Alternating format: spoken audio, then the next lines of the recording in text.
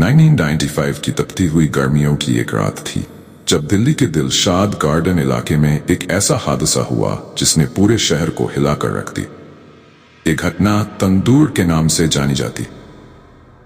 राजेश शर्मा एक प्रतिष्ठित राजनीतिज्ञ था। उसका विवाह नेहा शर्मा से हुआ था, जो उसकी कॉलेज की प्रेमिका थी।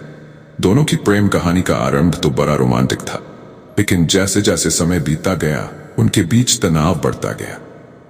राजेश को राजनीति में उभरने के लिए अपने परिवार का समर्थन चाहिए था और नेहा को लगता था कि राजेश का उसके प्रति प्यार कम हो गया। रात के लगभग 10 बजे थे। नेहा अपने घर में अकेली थी और राजेश किसी काम से बाहर गया हुआ था। दोनों के बीच हाल ही में एक बड़ी लड़ाई हुई थी जिसने नेहा को गहरे अवसाद में डाल दिया।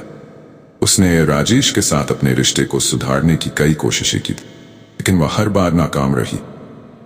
राजेश अपनी राजनीति से जुड़ी योजनाओं में व्यस्त था। उसकी नजर में नेहा का महत्व अब उतना नहीं रहा था जितना पहले था। वह अपनी महत्वाकांक्षाओं के लिए किसी भी हद तक जा सकता। नेहा को यह बात समझ में आ चुकी थी और वह इस सत्य को स्वीकार नहीं कर पा रही थी। उस रात जब राजेश घर लौटा तो उसने देखा कि नेहा घर में नहीं है। उसने सोचा कि शायद वह अपने माता पिता के घर चली गई है, लेकिन उसकी गैर मौजूदगी का कारण कुछ और ही था। नेहा अपने एक दोस्त के घर पर गई थी जहां वह अपनी परेशानियों को साझा कर रही थी। जब वह वापस घर आई तो राजेश ने उसे देखा और फिर से लड़ाई शुरू हो गई। इस बार की लड़ाई नेहा की जिंदगी की आखिरी लड़ाई साबित हुई। राजेश ने गुस्से में आकर नेहा का गला दबा दिया। नेहा की सांसें थम गई और उसका शरीर बेजान हो गया। राजेश ने घबराते हुए अपने एक दोस्त सुरेश को फोन किया। सुरेश एक रेस्टोरेंट चलाता था और उसका एक तंदूर भी था। राजेश ने सुरेश से मदद मांगी। सुरेश पहले तो हिचकिचाया, लेकिन दोस्ती के नाते वह राजेश की मदद करने को तैयार हो। दोनों ने मिलकर नेहा के शरीर को तंदूर में जलाने का फैसला किया। वे नेहा के शरीर को सुरेश के रेस्टोरेंट ले गए और उसे तंदूर में डाल दिया। जैसे जैसे नेहा का शरीर जलता गया वैसे वैसे राजेश और सुरेश की घबराहट बढ़ती गई, लेकिन किसी ने उन दोनों को इस कृत्य को करते हुए देख लिया था और पुलिस को सूचना दे दी।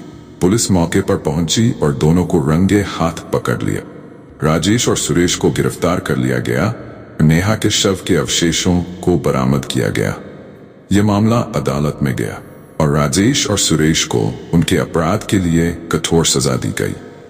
यह घटना दिल्ली के इतिहास में एक काले अध्याय के रूप में दर्ज हो गई और इसे तंदूर कांड के नाम से जाना गया।